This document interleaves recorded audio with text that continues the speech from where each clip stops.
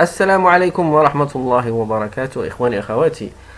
مرحبا بكم في الحصة السابعة من دروس traitement de signal, résumé de théorie. Donc toujours le chapitre numéro 1, traitement audio. Nous allons voir cette fois, dans cette séance, les exercices. Premier exercice, nommer 4 avantages et 4 désavantages d'un filtre actif sur un filtre passif. Alors, les avantages, on a. Les filtres actifs peuvent facilement être montés en cascade, peuvent amplifier et inverser le signal d'entrée, peuvent être réalisés sans bobine, permettent une isolation plus élevée par leur impédance d'entrée. Pour les inconvénients, la tension limitée par l'alimentation, par leur tension limitée, leur faible puissance, et ils sont aussi limités en fréquence, ainsi que la distorsion du signal. Deuxièmement, quel filtre permet une préaccentuation? Préaccentuation, c'est un filtre passe haut. Quel filtre permet une désaccentuation? C'est l'inverse, c'est un passe bas. Exercice numéro 4. Quel est le facteur d'amortissement d'un filtre passe-bande dont la fréquence centrale est de 120 kHz et la bande passante de 20 kHz? Pour savoir, on doit d'abord, pour trouver le facteur d'amortissement, on doit trouver le facteur de qualité. Le facteur de qualité Q est égal à quoi? Est égal à la fréquence centrale divisée par la bande passante, c'est-à-dire 120 kHz divisé par 20 kHz qui est égal à 6. Et puis le facteur d'amortissement, en fait, c'est l'inverse du facteur de qualité, c'est-à-dire D est égal à 1 sur Q qui est égal à 1 sur 6, qui est égal à aussi à 0,1666. Exercice numéro 5. Déterminer la fonction de transfert de ce filtre. En regardant la figure, ce filtre est un passe haut. La fonction de transfert, c'est la tension de sortie divisée par la tension d'entrée. Donc, le Vs divisé par Ve est égal à quoi? Est égal à la R2 divisé par R1 plus R2 plus XC. XC, c'est égal à quoi? C'est égal à 1 sur J oméga. Donc, 1 sur J oméga qui est égal à A. Donc quoi? R, ça nous donne R2 divisé par R1 plus R2 moins J fois XC. Parce que 1 sur J est égal à A moins J. Ce qui veut dire que est égal à R2 divisé par J oméga R1C plus J oméga R2C plus 1. On factorise avec J oméga et C, on retrouve R2 est égal à S fois taux 1 plus taux 2. S, c'est J oméga et taux 1 est égal à R1 fois C, taux 2 est égal à R2 fois C.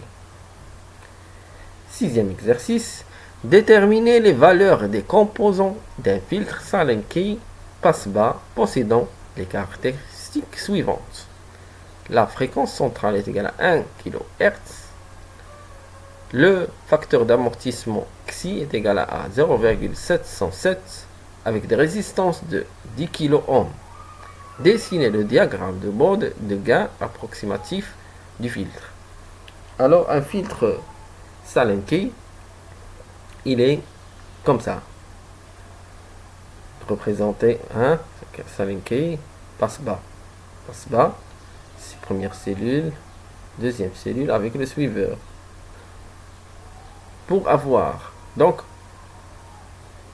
normalement, on a des résistances normalisées. R3, R4, R1, R2 est égal à 1.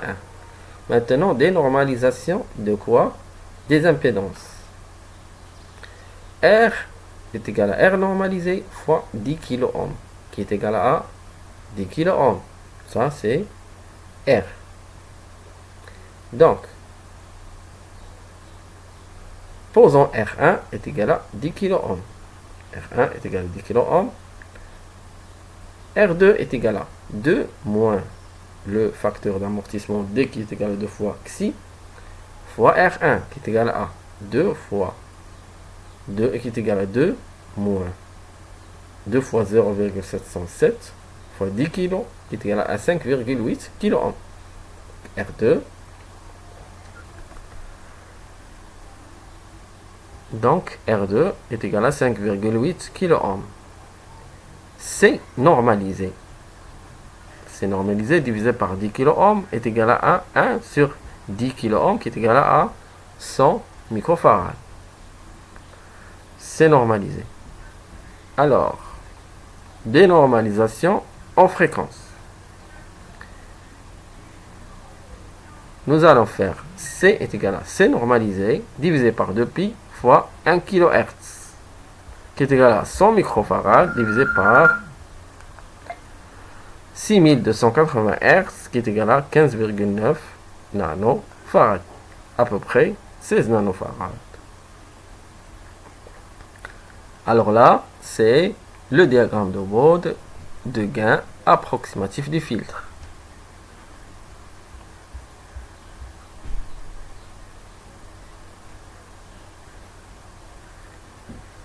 Septième question, déterminer les valeurs de composants d'un filtre Salemki passe-haut possédant les caractéristiques suivantes. Fréquence FC est égale à 600 Hz, D est égal à 0,5 avec des résistances de 10 kg.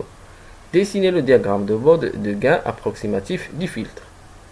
Maintenant, le filtre, il est comme ça, c'est un filtre passe-haut. Deux cellules, comme on avait dit, avec le suiveur. Dénormalisation des impédances, toujours 10 kg pour la résistance. Alors, R1 est égal à 10 kg. R2, cette fois, est égal à 15 kg. C'est normalisé, c'est 100 microfarads. Avec la fréquence, ça va nous donner 100 microfarads divisé par 2pi fois la fréquence de 600 Hz, qui est égal à 0,027 microfarads. Le diagramme de Bode, il a cette allure-là. Huitième question. Déterminer les valeurs des composants d'un filtre Salemki passe-bande possédant les caractéristiques suivantes. F0 est égal à 600 Hz, la bande passante est égale à 500 Hz, avec des résistances de 1 kg. Ici le diagramme de Bode de gain approximatif du filtre. Alors là, le filtre Salemki passe-bande, il a cette forme. Résistance R1. Et puis, nous avons un filtre passe ici, un filtre comment passe là, c'est passe bas et là, c'est passe haut. Donc, ça donne passe bande. Q est égal à 600 Hz divisé par 500 Hz. 6000 Hz, c'est-à-dire Q, c'est le facteur de quoi? De qualité. Qui est égal à la fréquence centrale divisée par la bande passante qui est égale à donc à 12. Dénormalisation des impédances. R1 est égal à R2 est égal à R3 est égal à R normalisé fois 1 kg. Donc c'est 1 kg. R4 est égal à 9 fois Q au carré moins 1 fois R1 qui est égal à 9 fois 12 carré moins 1 fois 1 kg qui est égal à 1,295 mégaohms. C1 est égal à C2 est égal à 1 sur 3Q divisé par 10 kg qui est égal à quoi? 27,8 microfarads. La dénormalisation en fréquence, C est égal à C normalisé par 2pi fois la fréquence centrale, donc c'est égal à 737 picofarads. Le diagramme de Bode du filtre passement de Salemki est celui-là. Neuvièmement, transformer le filtre suivant pour avoir une fréquence de coupure de 5 kHz.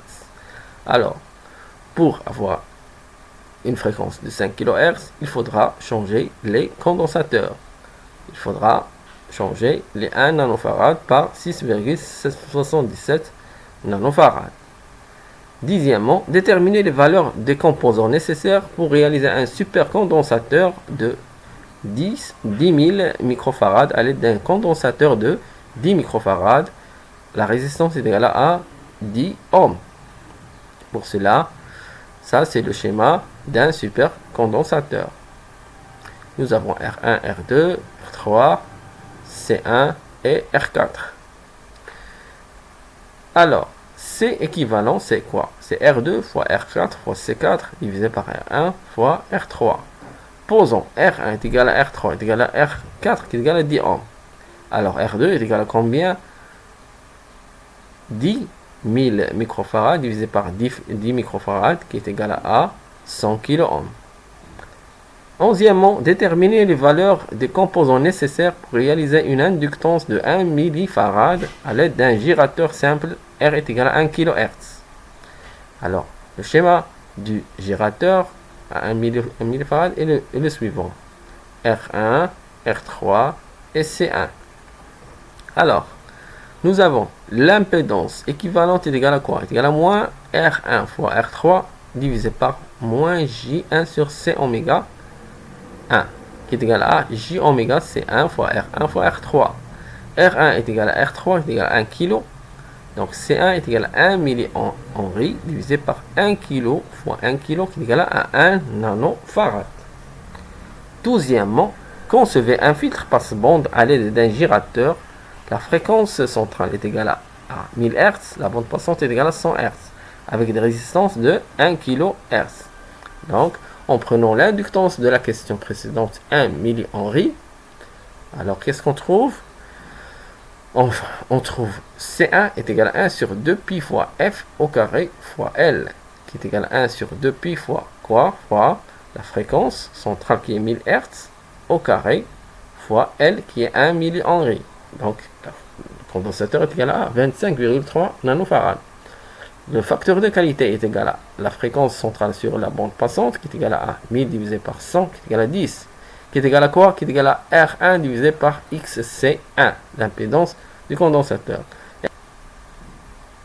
R1 est égal à 10, XC1 est égal à 10, W est égal à 63 kΩ. Le schéma équivalent est celui-là. R1 est égal à 63 kΩ. شكرا لكم إخواني أخواتي على المتابعة والسلام عليكم ورحمة الله وبركاته.